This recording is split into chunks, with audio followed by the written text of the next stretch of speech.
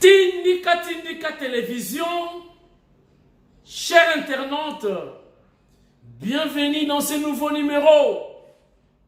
Toujours avec votre humble serviteur, les conseillers indépendants de Fachi Béton, sans ordonnance, sans motivation, sans salaire et toujours dans les soucis de soutenir Mfumwali Tunga, Fachi Béton, Kamwasi, Chilombo, Karibu, welcome, bienvenue, Boya Malamu, Louisa Kiambote, Mutindika Télévision, Yaounu, Abwe Mavimpi, Ketilu Kolerie, Boza Malamu, Tension et Mati, Kagame, Atumbola. Chaque chose a son temps, chers internautes. Chaque chose a son temps. Kontu diambu yentangwani, ntanguzi fweni, Kagame sukidi, asakana kitrona Congo. Boyebi cause ya crise oyo ya mbala oyo ezalaki nini? Boyoka émission ya lelo très spéciale tina suka boza la branché bose fatigué te makambo ekobima lelo.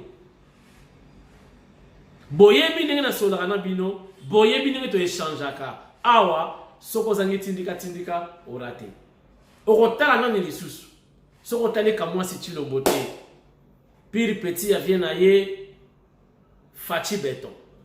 Chers internautes, avant tout tokota na kati ya ben ya émission ya lelo totala ndenge chef de l'État akitaki lobby na Luanda aleki ngai na boulevard du 30 juin ezalaki 9h chef de l'État akeboyi tongo boye Fachi akewa akema tadeki bala nini eza kuna na nzela matadeki bala chef de l'État bimina tongo awa problème nini ezalaki kobengama mbela ya président Lorenzo ya Angola oyo ya lobi akomi médiateur pour ne pas éviter catastrophe. Dans le bien pour ne pas éviter catastrophe parce que ba Congolais déjà lelo ya Bukavu baketi na frontière bakati si frontière baketi na Rwanda. Nazu image wana na ebité soki na kolakisa bino ngo na copie ngo quelque part. Mais na Facebook, bon, tokotala, na kotala ceux qui vont dans la bien naturelle, la image, en moment là, n'est pas congolais, ba katisi frontière, na ba to ba moto, ba koti Rwanda makolo, lelo. Mokonza mboka, Fachi Béton, akute na Lorenzo, Basololi, asalaki, aller et retour. Bota image, tozonga, tobana masolo. Regardez. C'est une visite officielle de quelques heures que le président de la République, Félix Antoine Tshisekedi Tshilombo, a effectuée ce mardi 31 mai 2022 à Luanda, capitale de la République sœur d'Angola. Arrivé en début d'après-midi, le chef de l'État est accueilli au pied de l'avion par le ministre angolais des Affaires étrangères avant de traverser la haie d'honneur lui réservée par la garde d'honneur angolaise. Juste après, le cortège présidentiel s'est rendu au palais présidentiel angolais où l'attendait son homologue Joao Lourenço. Le président angolais, également président en exercice de la CIRGL, la conférence internationale des pays des Grands Lacs, mène une démarche de médiation pour une baisse de la tension et un règlement pacifique du différend entre la RDC et le Rwanda suite aux attaques du groupe terroriste M23 contre le FRDC et la mise en évidence d'un soutien du Rwanda à leur égard. Ce que Kinshasa a dénoncé vivement ce mardi, les Congolais et Angolais ont eu un tête-à-tête de près de 2 heures centré sur la paix dans la sous-région des Grands Lacs et le différend entre Kigali et Kinshasa. Ceci faisant suite à la démarche du président Macky Sall, président de l'Union africaine, qui a parlé distinctement dimanche et lundi avec chacun des présidents Tshisekedi et Kagame dans la quête d'une solution pacifique dans les différends entre la RDC et le Rwanda. Le président angolais devrait d'ailleurs s'entretenir aussi avec son homologue rwandais dans la journée. La RDC, par la voix de son président, a fait savoir qu'elle veut la paix, mais une paix juste et basée sur la confiance et la sincérité des engagements. Sans être belliqueuse, la République démocratique du Congo défendra avec détermination sa souveraineté. C'est en fin d'après-midi que le président de la République, Félix Antoine Tshisekedi Tshilombo, a regagné Kinshasa, capitale de la République démocratique du Congo.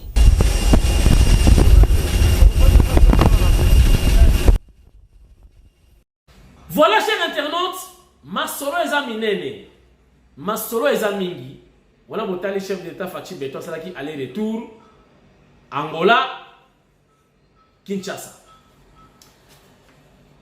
Chers internautes, ambassadeur Vicente Karega a vu sous kana mise en garde ya mwana mwasi Eva. Maman Eva, vous avez signé intérim. Il y a Lutundu là qui est en déplacement. Chers internautes, donc, Bagazé Vicente Karega et pas Yaba Zaïba. Donc, Vicente Zolozina Kadogi et Koué. Sous Kanagazman, et puis, je vous informe, ces jours en RDC sont comptés. À mon avis, dans quelques jours, Vicente Karega, Kanabisaka, allez, Bungalo. Zonga Bakote Wan. Chers internautes, en dehors, il y a son excellence Fachi Beton, Nana Manouanina, ministre, on a la prêt, donc Pembeni, Yamokonzi Mboka. Manouanina, Kiumba, Mfumubuku, Moulongeshi Wakalasa, Océan, professeur des universités. A sali message pour les Congolais relativement dans la situation que nous avons traversée actuellement. Boyo kaye lisusu, ngai na fongola makasa ezalia. Nado fongola na yebisa bino ba makambo to osala na Congo na o eza koya lobi. Regardez. Bana nyonso ya Congo bisika nyonso bozwami mbote na bino.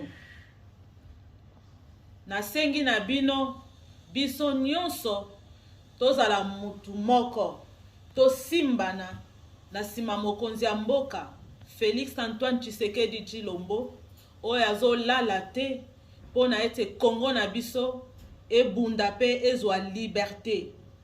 Tozala na sima ya mapinga na biso FARDC oyo baza déterminé bazo bunda pona komemela biso liberté face ya banguna na biso. Toza na Congo mosusu te. Congo na biso oyo bakoko batikela biso. Congo ya Simon Kimbangu, Congo ya Kimpavita, Congo ya Lumumba, Congo ya Kasavubu, Congo ya Mobutu, Congo ya Laurent Désiré Kabila, Congo ya Etienne Tshisekedi wa Mulumba. Congo na biso nde mabele moko bakoko batikela biso. Toko bunda tina suka to soutenir mapinga na biso na mabondeli na biloko na biso na ba conseil na biso na ko dénoncer mabe nyonso oyo ezo exposer biso pe to tikala mutu moko. Pona Congo na biso toko bunda tina suka. Pona Congo na biso victoire eza déjà na ngambu na biso to tikala mutu moko. Voilà, nous sommes de retour sur ce plateau mobile de Tindika Tindika Télévision. N'est-ce pas, Naebisa Kibino, chers internautes, Ezako Senga, recensement identification ya ba militaire congolais tout. Ngana na lobaka makambo ebele. Bon, mutakomona des fois tindika dans comique, mais ba émission na salaka, eza ba émission pédagogique. Bo tout notre masala pédagogie, bo mona ngo na ba chik. Batangi sibino hermoko prof abani masolo na ya bo mwana.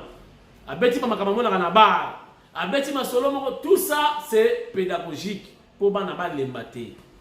Yamo moni hermoko na sala ka mwa comédie, na sali mwa nini, c'est juste pour bolanda émission tina suka bo se fatigué. Chers internautes, vous savez quoi? Kaka makamuna lobaki et bandi. Déjà il y a eu quelques bouclages dans certains camps militaires à Kinshasa. Opération identification yaba militaire. Chers internautes, ata changer combo bakoye bayo. Na lobaki on une émission lobby. Basoda ndenge bazalaka wana bayeba quand même na kacha kanki oyo za Rwandais, oyo a Rwandais. Oyo a Congolais, oyo a Congolais te. Oyo a vrai soda, oyo a faux soda. Soda nyonso oyo a salarié abaluka na mabele. Amata likolo asinga. Babwaka ye na likolo. Chers internautes, baye banaka. Même na katakan, basoda batala na ka bayebi oyo aza capitaine ya Moniato. Oyo lieutenant bena ya nzimwa civil. Sur la civil muza kulumba ye. Basoda baye banaka. Donc recensement wana bo bitum salamno mingite ba Rwandais, des vrais Rwandais seront identifiés sans problème. Sans beaucoup d'exercices. Pour bayebi bango na tonalité, na physionomie, surtout mingi zolozina, zolo. Bakozwa bango. Chers internautes, nini eza koleka, nini oyo ekomi grave lelo. Parce que na taliba image et pas ya Abraham Wakabwanga. Donc multitude de cercueils. Il semble attaquer oyo matanga na Rwanda. Banoko balie penza cuivre na nenga blagiti. Balie cuivre. Balie cuivre na nenga blagiti. Kagame aleli.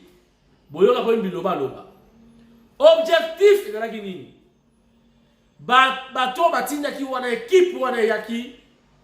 Bazaki ba commando, bato renseignement. Objectif ya Kagame ezalaki à réinfiltrer l'armée congolaise FARDC en sigle, je crois pour une mission précise. C'est-à-dire parce qu'il y a eu déjà un mixage, un brassage, et ça, un quota, un récupérer un grade na Rwanda, un côté ça dans l'armée congolaise. Chers internautes, t'as la grâce bateau bazui. Et maintenant, je crois Kagame a un plan. Ne atinda qui est tout le coup. Il y a un soldat, un spécialiste, dans la logistique pour créer conflit. Tous wabango fatia sala neye kabila salaka. C'est-à-dire brassage, mixage, ba intégrer armée nationale pour ba réaliser plan machiavélique. Oyo bazana. Chers internautes, mi kolonioso ezalaka yengate bakutani na pula mabe ba beti bango donc matanga na Rwanda. Donc objectif ya Kagame bazwa bango basenga pardon biso na biso mixage brassage ba kota ba occuper ba poste ba réaliser ce que le projet na bango. Nzambe ya Fachi, Nzambe ya Potre Chilombo Jacques Kambala, Nzambe ya Bibishi Mwika. Pour badalaka Nzambe moko na Potre Jacques Kambala Chilombo. Bibiche Mweka, mwasi oyo otali boye photocopie ya Fachi Beton. Nzambe na bango lobi jamais trop c'est trop mbalo ekosimbati. Banyati banoko cuivre ya haut niveau Kagame aneli. Kagame aneli. Yango bomoni oh tu yoka na kibomote, tu yoka na kinengeni. Donc yoti na banoko ba mercenaires ba ya ba infiltrer davantage armée na biso pour mukobonga basa la coup et ya la bou mbala moko minembo tout ça est mobimba et comme ya Rwanda. C'est ça. Chers internautes, Nzambe ya Kongo ala la kate et toko batumba ba Rwanda balé. Donc M23 COP basalaki nango ya suka. Dernière carte échouée lamentablement. Chers internautes, nakoye bisabino lelo ba Congolais bana ya Bukavu bakiti na donc Ruzizi 2 bakiti na frontière ba violé na frontière donc ba Rwanda ata Rwanda mo ngabeta ta lesasa zati. Ba Congolais bakatisi bakolo. Ba civil contre la police ya biso ne landi bango boyebisa bango bozonga. Bakatisi. Wana bana ya Bukavu. Siko so basanani. Bana ya Bukavu, Goma. Imaginez la suite. Et vous allez nini. Voilà. Ce qui image vous allez la bankakalakani, bon excusez, mais na sali yango juste pour mona parce que télévision ils ont radio télévision ils ont ce qu'on appelle audio visuel. Donc ce qui na lobby bon mona capé pour enrichir émission ndenge zalaka. Botala malgré qualité image ndenge bana ya Bukavu bakiti na Rwanda balobi ba Rwanda ba na frontière bagara homo siko kotala bana Bukavu ndenge ba vimba lokola baluba siko na ba Rwanda bakonda makofu. Imaginez la suite. Botala image. Nous sommes à la frontière Ruzizi, la population vient de déborder banapenda bavuke paka Rwanda pour aller présenter un signal fort au signal Kagame qu'ils sont prêts à frapper les Rwandais. La police est débordée ici où nous sommes. Nous ne savons pas comment gérer la situation. Ici, toute la population, avec des motards et autres, sont condensés, ils sont amassés ici pour vouloir traverser et aller au Rwanda. Ça chauffe, ça chauffe, ça chauffe. Ça, c'est un signal fort pour Kagame qui est en train de vouloir provoquer la RNC. C'est un signal fort, c'est un signal fort, c'est un signal fort. Et voilà, le frontière est débordé. Le frontière est débordé, le frontière est débordé. La frontière est débordée. La frontière est débordée. Les voici dans la frontière. À l'intérieur de la frontière où nous sommes, ça chauffe vraiment. Ils sont là, ils prennent la direction du Rwanda. On ne sait pas comment gérer la situation ici. On ne sait pas comment gérer la situation ici en douane. La frontière est tellement débordée. Les agents commis à la sécurité ici sont aussi débordés. Ils ne savent pas comment gérer les manifestants qui sont venus en masse pour mettre en garde Kagame et son gouvernement. Ça chauffe vraiment, ça chauffe ici. Ça chauffe vraiment. Ça chauffe, chers amis. Voilà la police qui est là pour sécuriser les manifestants, mais comment ça marche pas. Ils sont tous débordés. La police est débordée. On ne sait pas comment faire ici en douane. On ne sait pas comment faire vraiment.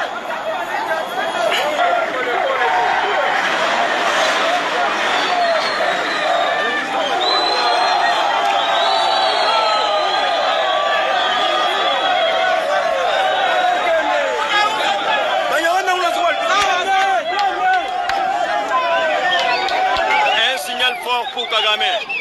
Un signal fort pour Kagame. La population de Bukavu sont tous dans la rue. Voici, nous sommes ici. Kilima Bugusa. Pale nje tushime Constantin. Huko bana kufunga. Jina lako nani? Nje tushime Constantin. Huko bana kufunga. Bana kufunga? Bana nifunga, bana nikamata, nilikuwa mimi najiripoti ku masoda ya leta ya Kongo. Huko nani? Nilikuwa mimi natoka mu M23. Nikitoka. Unatoka mu M23 huko soda M23? Niko soda M23 njoo nilikuwa natoka, mimi natoroka. Ulikuwa na ranka gani? Niko private. Sauti. Niko private. Unakuwa mfose ya nani? Ya komanda nani? Ninakuwa mfose ya Colonel Foster. Okay. Okay, unatoka ku position gani? Defense gani? Natoka mu defense yake ilikuwa inaikala hapa kuna ni ngambo ya yule hapa ku yule ya paroisi ya hapa Chanzo yule huko. Bugusa injo kwa nata Bugusa. Okay, pale mko defense ngapi mwa ile Kilima Bugusa? Pale piko defense mbili, mimi nilikuwa ni kwa moya ya Foster na Colonel Mboneza. Sasa Chanzo kuko nani? Chanzo piko General Makenga. Kuko defense ngapi? Piko defense Chanzo piko defense moya, mimi lakini anaishi pamoja na mwingine Colonel, wanakuwa piko pamoja pale mu defense moya pale ya Chanzo ya Kabambi. Na Runyoni sasa piko defense mbili. Manake Runyoni, Chanzo, Bugusa, ingine defense position iko chini kwa wanaita Musongati. Musongati nyingine iko yulu pale ngambo ya pale mu park ya Virunga yulu. Voilà, botali image ndenge ba Congolais ba ya Bukavu bazi courage ya ko affronter siko ba Rwandais na makolo na maboko mabanga makofi bafwa bashara.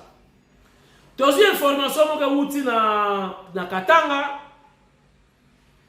na Kakanda. Un certain capitaine bazobenga soki Zairen il semble babenga babia to chama kelele kuna azako grimacer batu bazomona mutango pe capitaine ngo mwa clarity netikaka donc na Katanga kuna capitaine Zairen yebela ba information na yo ibano komela biso na koloba mingi te pona lelo soki ba info musu ye nena ko bakisa ba élément mais déjà ça on a eu il semble être la casserie on doit tout mal à l'aise ba côté ya Katanga. Voilà, chers internautes, la kosuki sa émission pour la web sabino la bagi na bino ke Pero Luara akosuka. Bomoni a sa émission kotoka. Na yebisa ki yebisa Moïse asombela yo climatiseur. Ozo sa émission kaka. Na yebisa ki yo okosuka. Émission oyo basée sur l'actualité, là ça varie. Chaque jour au moins, vous en avez des éléments ainsi qu'à oui, bah n'engagez nous ça l'analyse pour présenter l'émission qui top. Émission est comme basée sur la vie privée à Moutou. Au ça la limité. Maintenant, à ça l'émission Moussou, alors il faut comme bibina. Non. Chef de l'État qui est na Burundi, Bayambie n'est pas Bakonzi. Fachi n'a pas dansé seul. Président Burundi peut abinaki, mais on le veut y monter. Le président Burundi pas abinaki. Yo peut abinaki. Na uto luko na kala na yo mela babiera wa pero luara pemeni ya stade pemeni pa du peuple na point wana. Côté entrée à Jean-Marc Kabuna na côté na point wana. Pour que le lingua la boy. Même si na okima bala sina kitu wana kufanda. Mais mikolo na ibisa opero. Ambiance comme wana danger oza. Pero ambiance comme les kana wana me danger. Omoni ni bala ta ambiance ki sasa. Kaka boye omilukeli makamu. Na moni poza ko konda pero. Kinshasa elengi. Tu vois? Donc, au sein de l'émission, climatiser les athées. L'émission est basée sur la vie à Fachi. Au Kokatana. Mikolomingite. Chers internautes, à comment nous regardons, Maramini Fachi Sali, à Kewapi, et ça, le chef de l'État, roi des Belges. Ce qui est ici, c'est que là, stocké awa, babinaka, babeta kambunda, yeba que roi des Belges, à cause de la bonne pour respecter culture yamboka wana. Voilà, c'était ça l'information. Chef de l'État a sali, n'engue basalaka et pas là. Mais on a la limité parce que mission a commis basée na vie privée, il y a chef de l'État. Bonne chance, Pero Louara, nous avons raté ambiance à Kinshasa. Awa, qui est ce na qui est ce papa?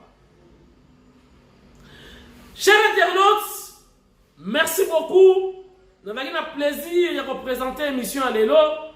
On a qui basé na mixage, na brassage, il y a armée rwandaise, na Congo, Facha Ebisie, niet. Au Sali, on a Kabila, ce qui 3 fois. Et qu'on a raté. Aux autres, qui s'arrêtent à Batou. Au M23, bon, tous pour la Maboko, Banamboka, Bakota l'armée. Au M26, bon, tous pour la Maboko, Bakota. Finalement, comme il. Mais il y a pas que c'est fini. Ce qu'on a prêt pour la guerre, RDC, Baza, très près. Comme Nana Manouani na Kiumba, ministre près du président.